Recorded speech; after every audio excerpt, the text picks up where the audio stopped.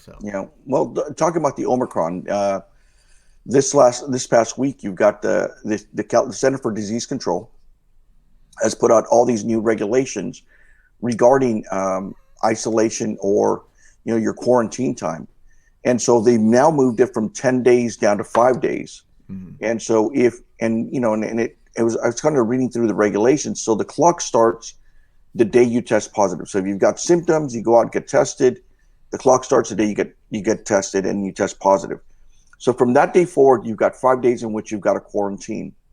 Now, after those 5 days are done, if you show no symptoms, then you are required to, when you go out and so forth, you're required to wear a mask for 5 more days everywhere you go. But if you do show symptoms, then you are required to continue to quarantine or isolate until show no more symptoms. And then from that day, you got 5 more days by which to wear a mask. Now, here's where it gets interesting. If you got a booster, you're not required to quarantine now or isolate, but you are required to wear a mask for 10 days from the date you test positive. That's if you've got your booster. And so now we're getting a lot of these, and I think it's interesting because reading some of the articles or some of the comments from individuals are like, is this just a way for the federal government to basically try to keep the economy moving and not shut it down? Because you get all these stories bombarding the nation and around the world about Omicron, having a splurge everywhere, and so you've got cases that are gone up on Omicron, although while people are getting the COVID-19, they aren't necessarily feeling the effects as they did with the previous viruses. And so I don't know. It's just Let me just say that what you just described is more articulate than anything I've heard in the last 2 weeks from the federal government. So, congratulations, you're the new Dr. Fauci, Dr. Hector. Report for surgery, please. yeah, It's it's ever changing, but what's amazing is how flat-footed we were. hmm I mean, it's one thing in March, February of 2020 to be completely flat-footed about this. I mean, if you go back to early part of 2020, you had, President Trump at that point saying this thing will be done by the summer. right, You had Nancy Pelosi.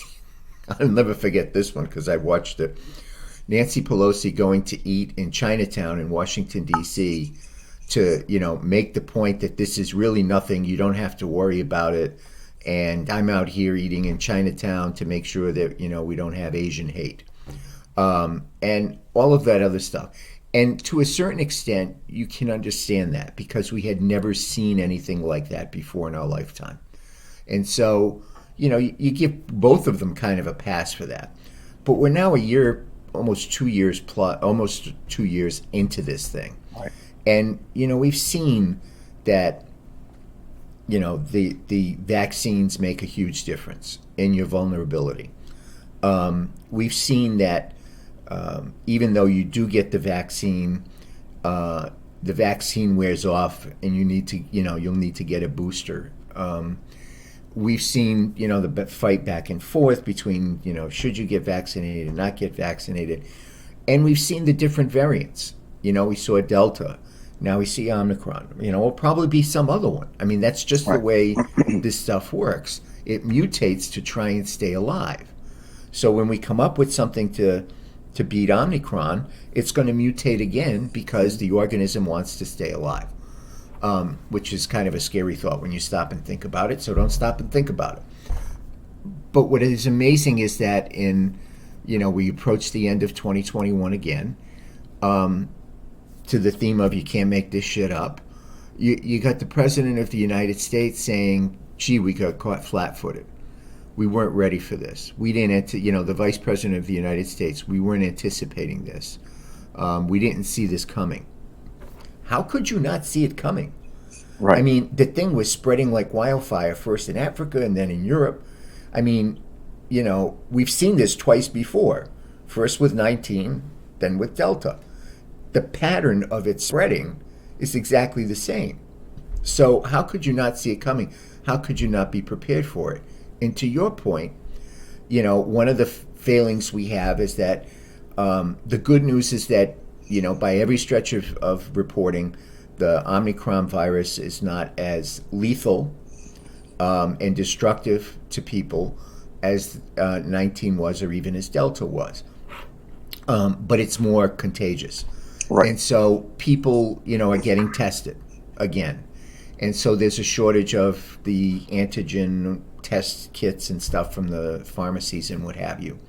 And the president says, I'm going to have, I forgot how many, 500 million or something like that. 500 million, 500 million test kits ready to go.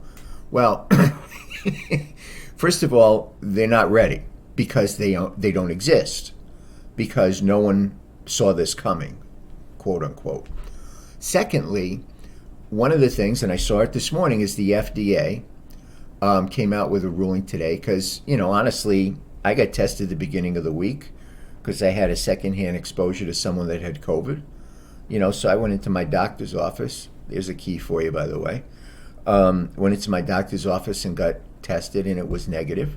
Thank God. But today the FDA says, well, if you get tested and it's negative, but then you don't feel well, go get tested again. So you just increase the volume of people that are going to get tested some more, because not only are you getting tested once, but you're going to get tested again and again and again. And really what's happening is the president of the United States, made the infamous statement. He made a couple of infamous statements in the campaign of 2020. Number one is, I wasn't going to shut down the economy. I was going to shut down the virus. Didn't happen. Second, the virus is now running them. They're not running the virus. This is like the beginning of 2020 in the Trump administration. At the beginning, the virus was running them. They weren't running the virus. And you can understand that, again, because it was new. It shouldn't be happening that way now. And then they said today that, if to your point about all the rules, well, if you get tested and it's negative, you should still quarantine. And then if you feel bad, you should go get tested again. My rule is really simple. I call my doctor in his office. And this is probably a good thing for everybody. Don't do what Fox tells you. Don't do what CNN tells you. Don't do what your congressman tells you, unless they happen to be a doctor. If you're not sure, call your doctor, for Pete's sake, and say to him, what should I do? I remember in the summer, I went to get my antibodies tested. And I had none, even though I had 2 shots. I had no antibodies. So I went and get another shot, at the recommendation of my doctor. Go to the people that know what they're doing and that know you. And maybe that'll help make a little more sense. But, Well, one of the things that you've got right now is you've got, Biden, you got on Drudge, you've got Biden out on the beach, you got Omicron raising chaos, you've got a couple bowl games that have already been canceled because of Omicron. You've got the Rose Bowl, which you're going to bring in about 100,000 people just for the game itself. Right. That's not including the Rose Parade.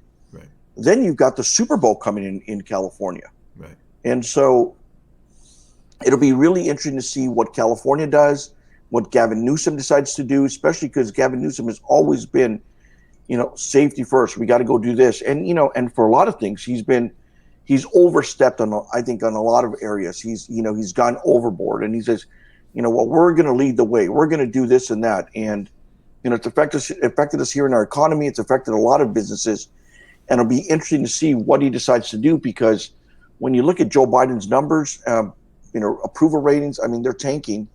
And I think a lot of it has to do with his promise to deal with this virus that he made throughout the campaign. He hasn't lived up to it at all. And his latest comment is, I'm sorry, but this is not a federal issue.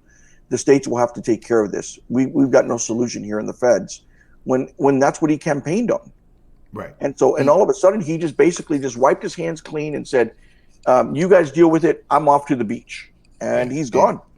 And that's the problem that he has, is that the reality of what happened is that people were not happy, that with the way the previous administration had handled COVID up until a certain point. although the vaccines were developed under the previous administration. People were not happy. They were not happy with the drama that took place every day in press conferences and all of that kind of stuff. And, he stood there and he said, I'm not going to shut down the economy. I'm going to shut down the virus. He also said anybody that allows this many Americans to die, should never be president of the United States. And, Kamala Harris has that up on her wall because, now under Joe Biden in 11 months, more people have died of COVID than they did under the Trump administration. That's just the factual numbers. So he's stepped into it, and it goes to the core of why he got elected, which was to fix this. People were scared. They weren't upset about the fact that we didn't have, hydrogen fuel. They weren't upset that we didn't have more windmills. They weren't upset about the fact that gasoline prices were low. They weren't upset about the fact that, we had this kind of America First policy in foreign policy. They certainly weren't upset about the fact that there were so many jobs created across the board, including for minorities. They were upset that something that hit at their house, that hit in their family, that hit in their home, was killing people, and we couldn't stop it. That's why they put this guy in there, to fix that, to bring some, to bring some calmness to it and some clarity to it, and to understand all of the resources that government has. For Pete's sake, the guy's been there for 49 years in government, and he's failed. I mean, there's no other way to put it. He's failed. I mean, if we have this kind of situation, like you said, where do I wear a mask? Do I not wear a mask? Is the bowl game going on? What's going to happen at the Super Bowl? To answer your question, nothing's going to happen. There's going to be a Rose Bowl, there's going to be a Rose Parade, and there's going to be a Super Bowl. Why? The question people really should ask is, would there be one if Joe Biden wasn't the president, or Joe Biden wasn't the president, and Donald Trump was the president? I would argue the answer would be no. They would politically look at stopping those things that would be economic engines for the local economy to prove a point. But then, the Democrat governor of California is not going to shut down, major events like that. That's going to have not only an impact on the California economy, but an impact across the country. Well, we are seeing right now. You've got a lot of Broadway shows have been closing up. We've got one in San Francisco where they tested the crew. The part of the cast. Right. They came down with COVID. They had to shut down production. You had one in Los Angeles about a week and a half ago at the Omicron where they had to close down because the cast came back with positive results. And so, as this Omicron spreads, as we get to see more and more numbers, and it hits a lot more industries, it'll be, especially coming into 2021, 2022, it'll be very interesting to see what going back to work means. We've already got some of the UCs along with the Cal States that have said no in-person classes for the first couple of weeks. Right. And so there's going to be distance learning for them. And we'll see what are the industries, are we going to continue to have this like work from home situation? It's interesting again that they're not ready for this. They don't have a strategy. They don't have a plan. And that they continue to say, and the president has said this, the vice president has said this, we never saw this coming. And again, you have to ask the question, if you never saw this coming, what are you doing in those seats? Because everybody else saw this. I mean, the minute that it was diagnosed, I think it was in South Africa. Mm-hmm. I mean, the minute it was diagnosed there, we should have known by past experience. But give it 2 or 3 days, it'll be here. But I'm going to throw a curveball at you. One of the things that I have been seeing, in the last couple of days has been all these articles about, the flu is now making a comeback after being dormant for a year. Mm-hmm. We now have the flu. It's like, how does the flu go dormant for a year? And all of a sudden it just magically reappears. I mean, I think the answer might be, last year people were like, dying, when you're in the hospital and you're intubated and you're on life support and they're pumping you full of everything they can to try and keep you alive, you may have the flu, but nobody's going to notice. And some people have said, I mean, the new Omicron is, you look at the symptoms of Omicron and you look at the symptoms of the flu, and they're basically the same. The problem with Omicron, it still has, especially for people that aren't vaccinated, it still has the potential of becoming more serious and more deadly than the flu does. So, that's the other thing. I mean, at some point in time, does the CDC or the administration say, this thing has mutated to the point where it's now become it's not what it was in 2020. It's not the killer it was in 2020. It's now something we live with.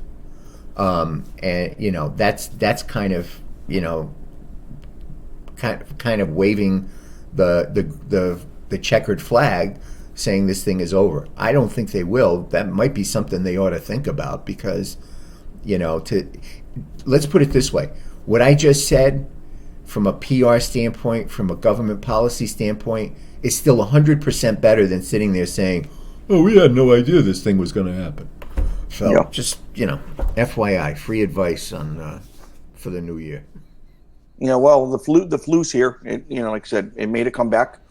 And so people are dealing with the flu, but not just that, but obviously Omicron. And we'll see I'm still waiting for a shot to grow my hair back. You too, by the way. Oh, I know. It's like hair today, gone tomorrow. I know. It's like, but 2021 is in the rearview mirror, and so is my hairline. Mine's been getting there for a long time, but